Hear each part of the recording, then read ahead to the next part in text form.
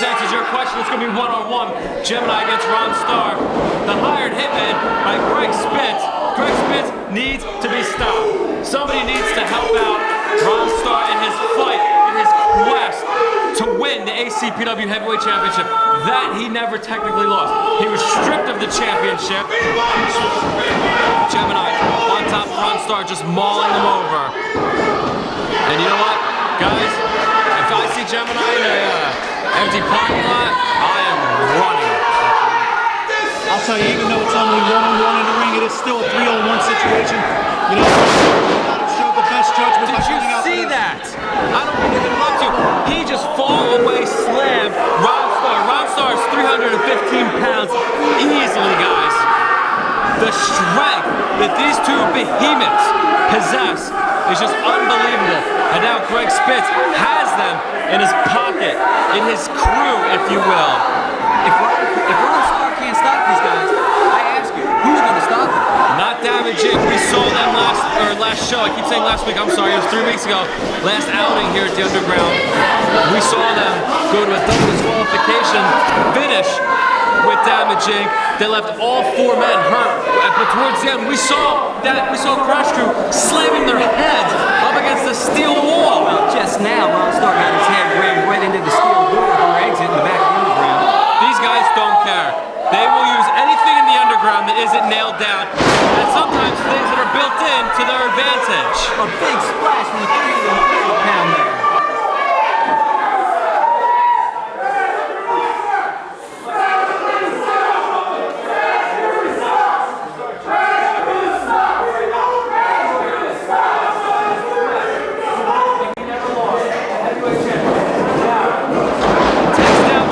Clothesline, Ron Starr with a slight advantage, but just for how long, guys? Like you said, it's 3-on-1 out there, and sometimes with Crash Crew, I might count them as 3 or 4. Look at Flexx behind the referee's back, coming in, pounding away.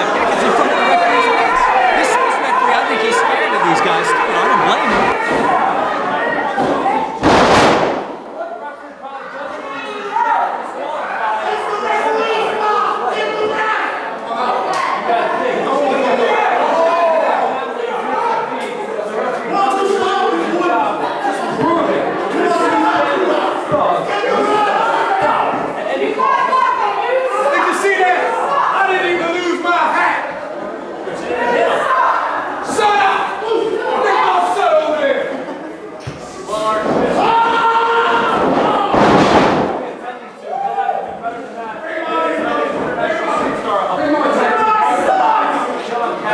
Gemini, though, once again back in control. Ron Starr was turned inside out by that clothesline. Ron Starr, with the exception of a couple rights and lefts and a clothesline, has not had much offense.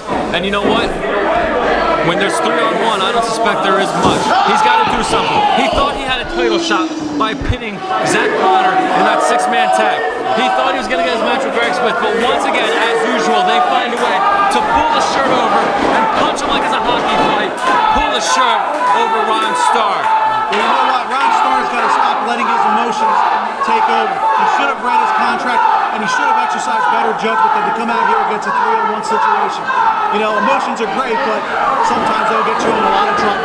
Absolutely. It only takes, it's what I always say, it takes 3 seconds to win a match. And quite frequently in wrestling, it's always altered in the respect of grudges get in the way, girls get in the way, ex-partners get in the way, and Ron Starr's emotions get the better of him. But having an emotional man isn't the absolute worst. Granted, that's why Greg Spitz is the champion. He's all business. He knows wrestling is a numbers game. Ron Starr, if he ever can conclude his quest, I can guarantee you that we'll cry tears of joy if he can even get past today, September 18th, 2005 at the Underground. He's one-on-one right now with Gemini, in case you're just tuning in or joining us. Unbelievable, as now he's on the outside, and just Kwame and Flexx are they're just double teaming him. Gemini's so big that he's blocking the referee. Even if the referee wanted to see over him, he can't. This is a beat there, CJ, pure and simple.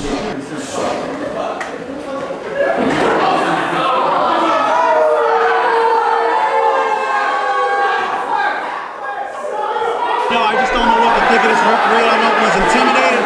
Well, you never know. Maybe Greg Spitz has gotten to him also. But this referee is just... I think think he's paralyzed by fear. That's what I think. Greg Smith just hired the Crash Crew. What could their services go for these days? They're one of the most dominant teams. But you gotta think, the Crash Crew haven't had a shot at the tag team titles, and if they did, would they be champions right now? They made a statement by destroying Damage Inc. last show, and you saw them at the end signifying that they wanted a shot at the tag team titles. Right now, we got Ron Starr. This might be Ron's last Trying to mount a comeback as Ron Starr.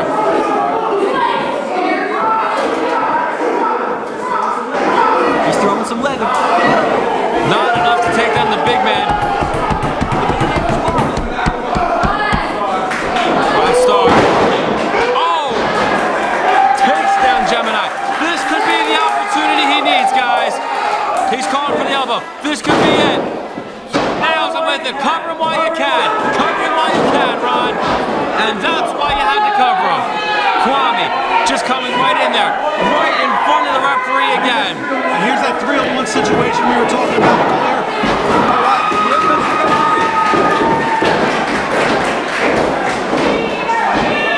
The referee down. It's 3-on-1. Somebody's got to do something. Somebody from the back has got to take a stand against these band of thugs. You know what? This is a cry out to the locker room from anybody out in the locker room. Somebody has got to help these guys. Someone's got to stop these guys. Stand up, guys. I agree with you. These guys are nothing but thugs. This is your so-called commissioner out here taking payoffs, getting involved in matches. How can you get a fair break? Look at this. The referee is being Military press. Oh my. You know, Flexx has been a 10-year veteran of the sport, and at 40 years of age, he still possesses that sheer power just to manhandle somebody. Kwame chokeslams the 330-pound Ron Starr, who is practically unconscious, which makes him weigh about twice as much. Somebody's got to do something.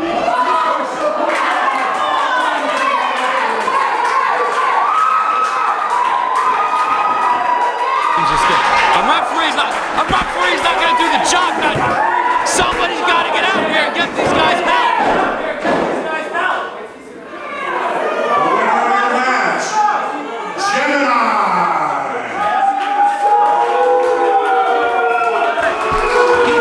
The fans are behind Ron Starr, and I think it drives Flexx nuts. Flexx wants people to love him, and they don't, and so he goes to the other side. And they're still not through. Finally, it appears as if Crash Crew is leaving the ring.